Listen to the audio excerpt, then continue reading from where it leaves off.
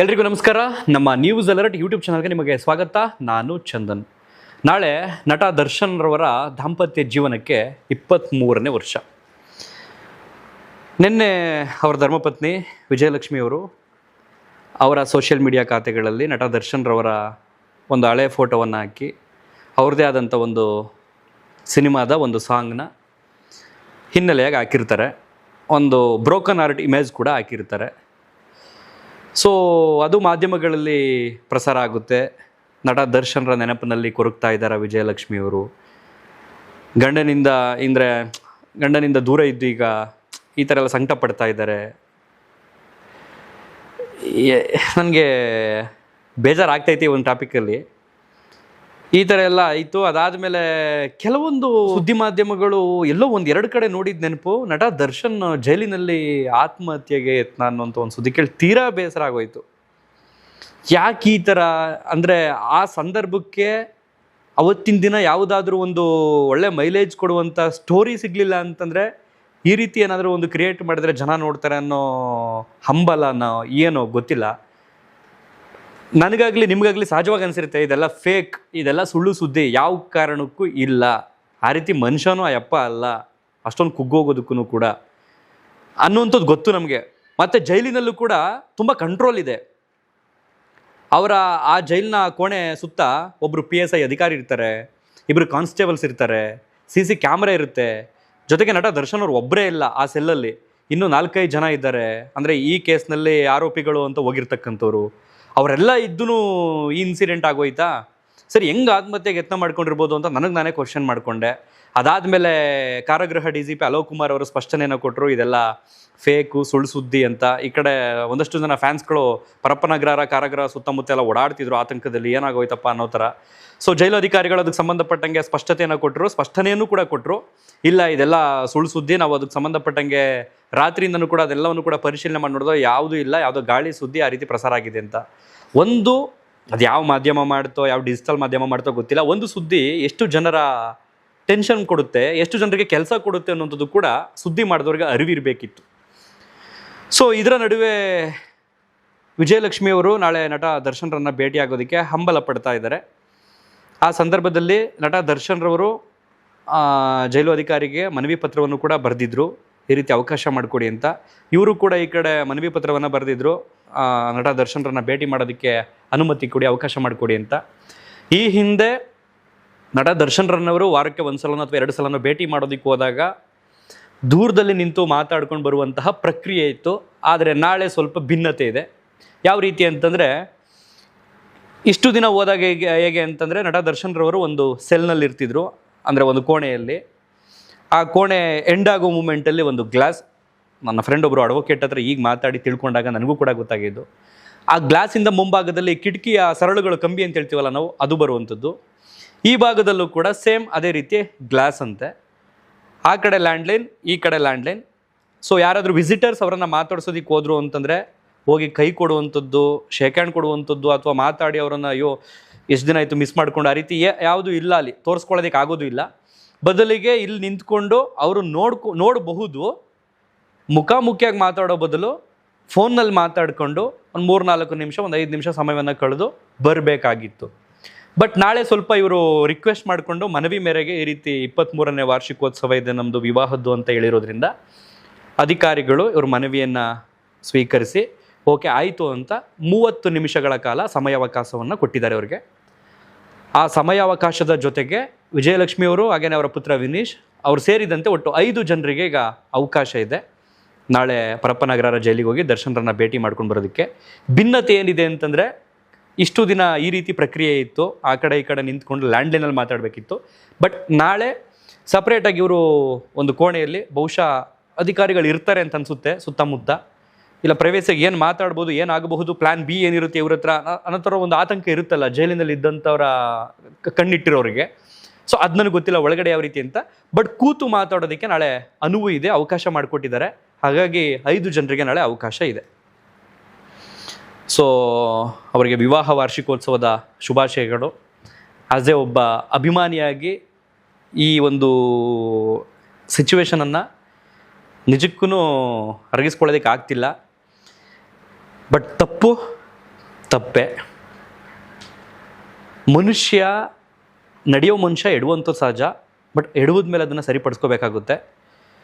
So ಯಾವುದಾದ್ರೂ ಒಂದು ಕ್ಷಣದಲ್ಲಿ ಅವನು ಸಾಮಾನ್ಯ ಆಗಿರ್ಬೋದು ಅಥವಾ ಜನಪ್ರಿಯ ಆಗಿರ್ಬೋದು, ಒಂದು ಕ್ಷಣದಲ್ಲಿ ಕೋಪಕ್ಕೆ ಯಾವುದಾದ್ರೂ ಆತುರದ ನಿರ್ಧಾರವನ್ನು ತೆಗೆದುಕೊಂಡ್ರೆ ಏನಾಗುತ್ತೆ ಅನ್ನೋಂಥದ್ದಕ್ಕೆ ಒಂದು ಜೀವಂತ ಸಾಕ್ಷಿ ಈ ಪ್ರಕರಣ.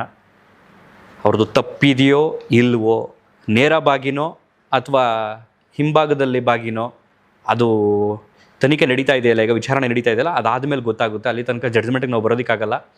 ಬಟ್ ಈ ಪ್ರಕರಣದಲ್ಲಿ ಇದ್ದಾರೆ ಅನ್ನೋದಕ್ಕೆ ಅವರನ್ನು ಅರೆಸ್ಟ್ ಮಾಡಿರ್ತಕ್ಕಂಥದ್ದು, ಬಂಧಿಸಿರ್ತಕ್ಕಂಥದ್ದು, ನ್ಯಾಯಾಂಗ ಬಂಧನದಲ್ಲಿ ಇಟ್ಕೊಂಡಿರ್ತಕ್ಕಂಥದ್ದು. ಸೊ ಹಾಗಾಗಿ ಗೊತ್ತಿಲ್ಲ. ಈ ಕಡೆ ಮೊನ್ನೆ ಅಂದರೆ ಮೇ 13ನೇ ತಾರೀಕು ಸುಪ್ರೀಂ ಕೋರ್ಟ್ ನಟ ದರ್ಶನ್ ರವರ ಪರ ವಕೀಲರು ಸಲ್ಲಿಸಿದಂಥ ಬೇಲ್ ಅರ್ಜಿಯನ್ನು ತಿರಸ್ಕರಿಸೋ ಜೊತೆಗೆ ಶಾಕ್ ಕೂಡ ಕೊಡ್ತು. ಮುಂದಿನ ವರ್ಷದ ತನಕ ನೀವು ಬೇಲ್ಗೆ ಅರ್ಜಿಯನ್ನು ಹಾಕೋಂಗಿಲ್ಲ, ಅಂದರೆ ಮೇ 2027 ತನಕನೂ ಕೂಡ ನೀವು ಅರ್ಜಿಯನ್ನು ಹಾಕೋಂಗಿಲ್ಲ. ಈ ಕಡೆ ಸರ್ಕಾರಕ್ಕೂ ಕೂಡ ಆದೇಶ, 1 ವರ್ಷದೊಳಗಡೆ ಈ ಒಂದು ಕೇಸ್ನ ಇತ್ಯರ್ಥ ಮಾಡಬೇಕು. ಯಾವ ರೀತಿ ಇತ್ಯರ್ಥ ಅಂತಂದರೆ, ಈ ಒಂದು ಕೇಸ್ನಲ್ಲಿ 271 ಅಥವಾ 272 ಸಾಕ್ಷಿಗಳಿದೆ ಈ ಒಂದು ಪ್ರಕರಣದಲ್ಲಿ, ರೇಣುಕಾಸ್ವಾಮಿಯ ಹತ್ಯೆಯ ಪ್ರಕರಣದಲ್ಲಿ. ಅದರಲ್ಲಿ 11 ಸಾಕ್ಷಿಗಳ ವಿಚಾರಣೆ ಇದುವರೆಗೆ ನಡೆದಿದೆ ಇಷ್ಟು ದಿನಗಳ ಅವಧಿಯಲ್ಲಿ. ಸೊ ಈ ಕಡೆ ವಕೀಲರು ತಡ ಮಾಡ್ತಾ ಇದ್ದಾರೆ ಅನ್ನುವಂಥ ಒಂದು ಆರೋಪವೂ ಕೂಡ ಕೇಳಿ ಬಂತು.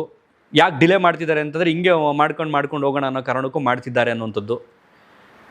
ಸೊ ಆಗ ಸುಪ್ರೀಂ ಕೋರ್ಟ್ ಕೊಟ್ಟಿರ್ತಕ್ಕಂಥ ಆದೇಶ ಏನು ಅಂತಂದರೆ, ಕನಿಷ್ಠ 60 ಸಾಕ್ಷಿಗಳನ್ನು, ಮಿನಿಮಮ್ 60 ವಿಟ್ನೆಸ್ಗಳನ್ನು 1 ವರ್ಷದೊಳಗಡೆ ನೀವು ಕ್ರಾಸ್ ಎಕ್ಸಾಮಿನೇಷನ್ ಮಾಡಿ ಅಂತ ಹೇಳಿದೆ. ಸೊ ಆ 60 ಸಾಕ್ಷಿಗಳು ತುಂಬ ಇಂಪಾರ್ಟೆಂಟ್ ಆಗಿರ್ತವೆ. ಸೊ ಅಂಥ ಸಾಕ್ಷಿಗಳನ್ನು ಪರಿಗಣಿಸಿ ಎಕ್ಸಾಮಿನೇಷನ್ ಮಾಡಿ, ಈ ಕಡೆ ಇವರು ಕ್ರಾಸ್ ಎಕ್ಸಾಮಿನೇಷನ್ ಮಾಡಿ 1 ವರ್ಷದೊಳಗಡೆ ಆ 60 ಸಾಕ್ಷಿಗಳು ಯಾವ ರೀತಿ ಪ್ರಮುಖ ಪರಿಣಾಮ ಬೀರಬಹುದು ಅನ್ನುವಂಥದ್ದು ಕೂಡ ತುಂಬ ಮುಖ್ಯವಾಗಿರುತ್ತೆ. ಅದಾದ ನಂತರ ಕನ್ವಿಕ್ಟ್ ಆಗುತ್ತಾ ಅಥವಾ ಬೇಲ್ ಪಡ್ಕೊಂಡು ಹೊರ ಬರ್ತಾರಾ, ಸಪ್ರೇಟ್ ಆಗುತ್ತೆ. ಇಲ್ಲ ಇವರು 60 ಸಾಕ್ಷಿಗಳನ್ನು ಮಿನಿಮಮ್ ವಿಚಾರಣೆ ಮಾಡಲಿಲ್ಲ, ಎಕ್ಸಾಮಿನೇಷನ್ ಮಾಡಲಿಲ್ಲ ಈ ಅವಧಿ ಒಳಗಡೆ, ಮೇ 13ರ ಒಳಗಡೆ ಅಂತಂದರೆ, ಸುಪ್ರೀಂ ಕೋರ್ಟ್ ಮತ್ತೊಂದು ಆಪ್ಷನನ್ನು ಕೊಟ್ಟಿದೆ. ಬೇಲ್ ಕೊಡಬೇಕಾ ಬೇಡವಾ ಅನ್ನೋಂಥ ಒಂದು ಕೂತ್ಕೊಂಡು ಯೋಚನೆ ಮಾಡ್ತೀವಿ, ಬೇಲ್ ಕೊಡೋದಕ್ಕೆ ಯೋಚನೆ ಮಾಡ್ತೀವಿ ಅಂತಲೂ ಕೂಡ ಹೇಳಿದೆ. ಅಂದರೆ ಬೇಲ್ ಕೊಟ್ಟೇ ಬಿಡ್ತೀವಿ ಅವತ್ತು ಬೆಳಿಗ್ಗೆಗೆ ಅಂತ ಹೇಳಿಲ್ಲ, ಅದ್ರ ಬಗ್ಗೆ ಯೋಚನೆ ಮಾಡ್ತೀವಿ, ಏನು ಮಾಡಬೇಕು ಅನ್ನೋಂಥದ್ರ ಬಗ್ಗೆ 1 ವರ್ಷದೊಳಗಡೆ ಆಗಲಿಲ್ಲ ಅಂತಲೂ ಕೂಡ ಹೇಳಿದೆ. ಸೊ ಈ ಕಡೆ ನಟ ದರ್ಶನ್ ರವರ ಪರ ವಕೀಲರಾಗಿರ್ಬೋದು ಅಥವಾ ಪವಿತ್ರ ಗೌಡರ ಪರ ವಕೀಲರಾದ ಬಾಲನವರಾಗಿರ್ಬೋದು, ಇವರೆಲ್ಲ ಖುಷಿಯನ್ನು ಪಡ್ತಿದ್ದಾರೆ. ಯಾವ ರೀತಿ ಅಂತಂದರೆ, 1 ವರ್ಷದಲ್ಲಿ ಅವ್ರು ಯಾವ ಕಾರಣಕ್ಕೂ 60 ವಿಟ್ನೆಸ್ಗಳನ್ನು ಎಕ್ಸಾಮಿನೇಷನ್ ಮಾಡೋಕ್ಕೆ ಆಗೋದು ಇಲ್ಲ. ಸೊ ಸುಪ್ರೀಂ ಕೋರ್ಟ್ ಹೇಳಿರೋದು, ನಟ ದರ್ಶನ್ ರವರಿಗೆ ವರವೇ ಇದು, ಒಳ್ಳೆಯದೇ ಇದು, ಯಾಕಂತಂದರೆ ಬೇಲ್ ಸಿಕ್ಬಿಡುತ್ತೆ, ಮೇಲೆ ಆಚೆ ಬರ್ತಾರೆ ಅನ್ನೋಂಥ ಒಂದು ಲೆಕ್ಕಾಚಾರ ಹಿಂಗೂ ಕೂಡ ಇದೆ. ಗೊತ್ತಿಲ್ಲ 1 ವರ್ಷದೊಳಗಡೆ ಏನೇನು ಆಗಬಹುದು, ಏನೇನೆಲ್ಲ ಆಗುತ್ತೆ ಅನ್ನೋಂಥದ್ದು.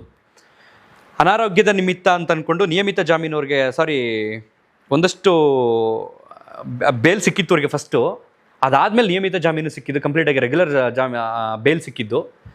ಸೊ ಆ ರೆಗ್ಯುಲರ್ ಬೇಲ್ ಸಿಕ್ಕಂಥ ಸಂದರ್ಭದಲ್ಲಿ ಇವರು ಸುಳ್ಳು ಹೇಳಿಕೆಗಳನ್ನು ಕೊಟ್ಟು ನ್ಯಾಯಾಂಗಕ್ಕೆ ಮೋಸ ಮಾಡಿದ್ದಾರೆ ಅನ್ನೋ ಕಾರಣಕ್ಕೆ ಮತ್ತೆ ಅವರನ್ನು ಅರೆಸ್ಟ್ ಮಾಡಿದ್ರು, ಬಂಧಿಸಿದ್ರು. ಅಂದರೆ ಸುಪ್ರೀಂ ಕೋರ್ಟ್ಗೆ ಇಲ್ಲಿನ SPP ಅವರಾಗಿರ್ಬೋದು, ವಕೀಲರ ತಂಡ ಆಗಿರ್ಬೋದು, ಪಿಟಿಷನ್ ಹಾಕ್ಕೊಂಡು ಈ ರೀತಿ ಜೈಲಿನ ಲ್ಯಾಂಡ್ನಲ್ಲಿ ಕೂತ್ಕೊಂಡು ದಮ್ ಹೊಡಿತಾ ಇದ್ರು, ಒಂದಷ್ಟು ಕೈದಿಗಳ ಜೊತೆಗೆ ಒಡನಾಟ ಇಟ್ಕೊಂಡಿದ್ರು.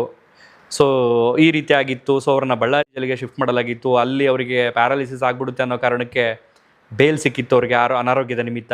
ಅದನ್ನು ದುರುಪಯೋಗ ಪಡಿಸ್ಕೊಂಡು ಸಿನಿಮಾ ಶೂಟಿಂಗ್ ಎಲ್ಲ ಹೋದರು, ಒಂದಷ್ಟು ಸಾಕ್ಷಿಗಳ ಜೊತೆ ಓಡಾಡಿದ್ರು ಆ ಟೈಮ್ನಲ್ಲಿ. ಸೊ ಇಂಥವರಿಗೆ ಹೈಕೋರ್ಟ್ ಬೇಲ್ ಕೊಟ್ಟಿದೆ ಅನ್ನೋ ಕಾರಣಕ್ಕೆ ಸುಪ್ರೀಂ ಕೋರ್ಟ್ಗೆ ಆದಾಗ ಸುಪ್ರೀಂ ಕೋರ್ಟು ಹೈಕೋರ್ಟ್ಗೆ ಬುದ್ಧಿ ಹೇಳೋದ್ರ ಜೊತೆಗೆ ಈ ದೇಶದ ಬೇರೆ ರಾಜ್ಯಗಳ ಹೈಕೋರ್ಟ್ಗಳಿಗೂ ಕೂಡ ಆದೇಶವನ್ನು ಕೊಡ್ತು. ಅದು ಸೆಲೆಬ್ರಿಟಿ ಕೇಸಲ್ಲಿ ಯಾವುದಾರಲ್ಲಿ ಹೈ ಪ್ರೊಫೈಲ್ ಕೇಸ್ ಆಗಲಿ ಅವ್ರಿಗೆ ಯಾವುದೇ ರೀತಿಯ VIP ಟ್ರೀಟ್ಮೆಂಟ್ ಸಿಗೋಂಗಿಲ್ಲ. ಜೈಲಿನಲ್ಲಿ ಇನ್ಮೇಲೆ ಸಿಗರೇಟ್ ಹೊಡೆಯೋದಾಗಲಿ ಅಥವಾ ಕುತ್ಕೊಂಡು ಹಿಂಗೆ ಹರಟೆ ಹೊಡೆಯೋದಾಗಲಿ ಮಾಡೋಂಗಿಲ್ಲ ಅನ್ನೋ ಕಾರಣಕ್ಕೆ ಆದೇಶ ಕೊಡೋದ್ರ ಜೊತೆಗೆ ನಟ ದರ್ಶನ್ ರವರ ಪ್ರಕರಣದಲ್ಲಿ ಯಾರು ಜೈಲು ಅಧಿಕಾರಿ ಈ ರೀತಿ ಕೊಟ್ಟಿದ್ರು ಅವ್ರನ್ನ ಸಸ್ಪೆಂಡ್ ಮಾಡೋದ್ರ ಜೊತೆಗೆ ಸಪ್ರೇಟಾಗಿ ಇವರನ್ನು ಮಾಡಿ ಅಂತ ಅದೊಂದು ಆದೇಶ ಕೊಡ್ತು. ಅದೊಂದು ದೊಡ್ಡ ಶಾಕ್ ಇವರಿಗೆ.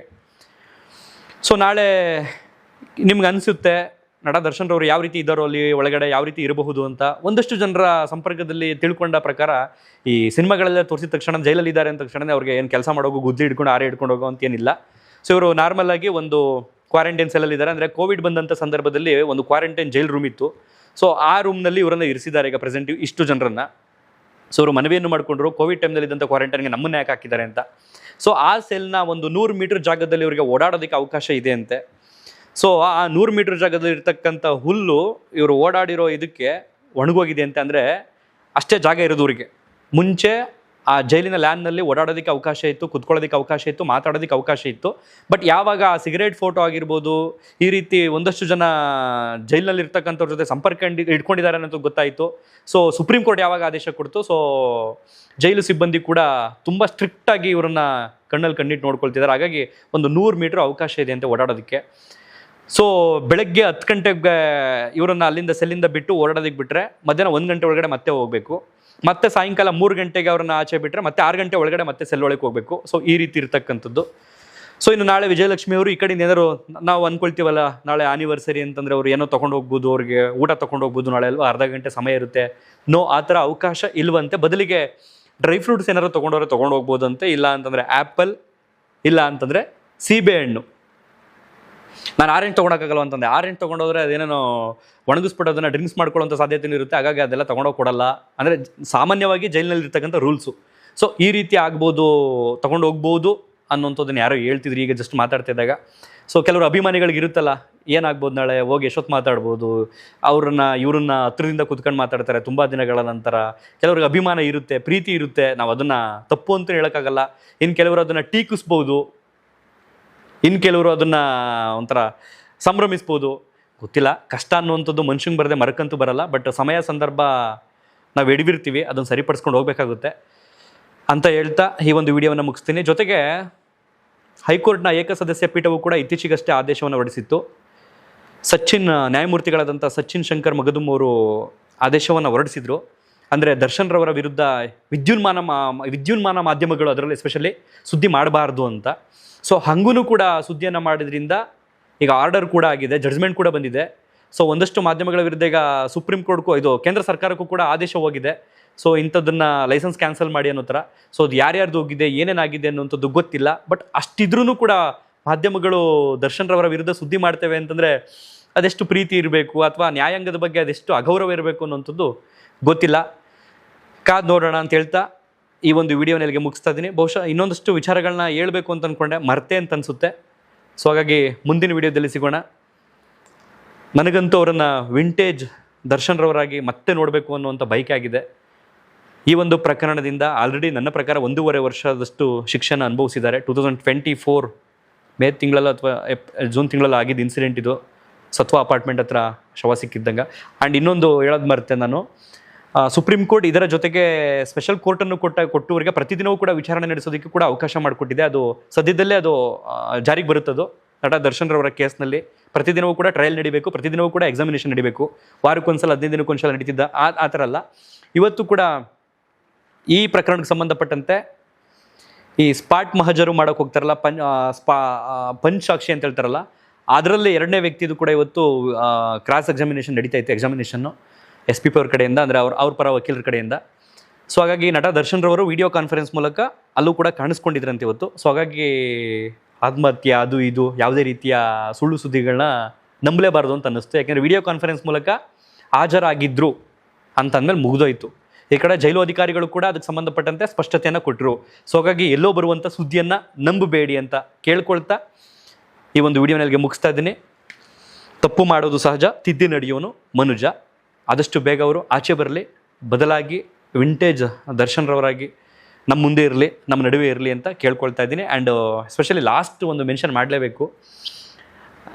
ಫನ್ನಿ ಅಂತ ಅನ್ನಿಸ್ಬೋದು ಅಥವಾ ರಿಯಾಲಿಟಿಲಿ ಈಗಿದ್ರೂ ಇರಬಹುದು, ಗೊತ್ತಿಲ್ಲ. ತಮಿಳುನಾಡಿನ ರಾಜಕೀಯದ ಫಲಿತಾಂಶ ಹೊರಗಡೆ ಬಂದ ನಂತರ ವಿಜಯ್ ಅವರು CM ಆಗ್ತಾರೆ ಅನ್ನುವಂಥದ್ದು ಗೊತ್ತಾದ ತಕ್ಷಣ ಕರ್ನಾಟಕದಲ್ಲೂ ಕೂಡ ಒಂದು ಈ ಸಮುದ್ರದ ಅಲೆ ಥರ ಹಂಗೆ ಹಿಂಗೆ ಹೊಂಟೋಗ್ಬಿಡ್ತು. ನಟ ದರ್ಶನ್ ಕೈಲಿ ಮಾತ್ರ ಸಾಧ್ಯ ಇದು, ಡಿ ಬಾಸ್ ಕೈಲಿ ಮಾತ್ರ ಸಾಧ್ಯ ಇದು, ಅವ್ರು ಆಚೆಗೆ ಬಂದರೆ ಪಕ್ಕ ಪಾರ್ಟಿ ಕಟ್ತಾರೆ, ಹಂಗಾಗುತ್ತೆ ಹಿಂಗಾಗುತ್ತೆ ಅನ್ನೋಂಥದ್ದು ಅಭಿಮಾನಿಗಳು ಖುಷಿಗೋ ಆ ಕ್ಷಣದ ಸಂಭ್ರಮಕ್ಕೋ ಫುಲ್ ವೈರಲ್ ಆಗೋಯ್ತದೆ ಎಲ್ಲ ಕಡೆ. ಅದು ಏನಾದರೂ ಕೊಡ್ತಾ ಒಳಗಡೆ ಇರಲೇಬೇಕು ಅಪ್ಪ ಇನ್ನೊಂದಷ್ಟು ವರ್ಷ ಅನ್ನೋ ಥರ, ಗೊತ್ತಿಲ್ಲ. ಕಾಣದ ಕೈಗಳೇನಾದ್ರು ಇಲ್ಲೂ ಕೆಲಸ ಮಾಡ್ತಿದ್ದವ, ಗೊತ್ತಿಲ್ಲ. ಇದಿಷ್ಟು ಹೇಳ್ತಾ ಈ ವಿಡಿಯೋನಿಗೆ ಮುಗಿಸ್ತಾ ಇದ್ದೀನಿ. ನಿಮ್ಮ ಅನಿಸಿಕೆ ಅಭಿಪ್ರಾಯಗಳನ್ನು ಕಾಮೆಂಟ್ ಬಾಕ್ಸ್ನಲ್ಲಿ ಬರೆದು ತಿಳಿಸಿ. ಧನ್ಯವಾದ. ಮತ್ತೊಂದು ವಿಡಿಯೋದಲ್ಲಿ ಸಿಗ್ತೀನಿ. ಸಾಧ್ಯವಾದರೆ ನಟ ಉಪೇಂದ್ರ ಅವರ ಸಂದರ್ಶನವನ್ನು ಬೆಳಗ್ಗೆ ಅಪ್ಲೋಡ್ ಮಾಡಿದ್ದೀನಿ, ಒಂದಷ್ಟು ವಿಚಾರಗಳು ಅಲ್ಲಿದ್ದಾವೆ, ನೋಡಿ ಅಂತ ಕೇಳ್ಕೊಳ್ತಾ ವಿಡಿಯೋನಲ್ಲಿ ಎಂಡ್ ಮಾಡ್ತೀನಿ. ಧನ್ಯವಾದ. Thank you so much.